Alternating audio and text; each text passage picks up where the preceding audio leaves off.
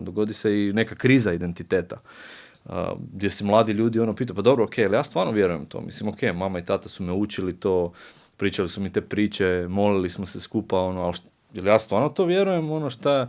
I opet, mislim, to je mislim da je to taj važan moment kad osoba jednostavno se mora susreti sa Bogom i to je to. I onda na neki način odlučiti reći, to stvarno čujem taj poziv, Isus zove, dođi, slijedi me i šta ja kažem na to, ne? To mora biti neki moj moment, ne? A mislim da kad se to dogodi, onda je to stvarno snažan dio identiteta. A do tad je to kao neki pa to je jedna od stvari u vezi mene, ne znam, volim Dinamo ili Hajduk ili nešto i da, kršćanin sam, to je isto. Jer neko drugi je nešto drugo, ja sam kršćanin ili sam katolik ili ne znam, sam baptist, svejedno šta sam, ne. Ali dok to nije stvarno odluka, ja stvarno želim slijediti Krista, to je onda nešto totalno drugo.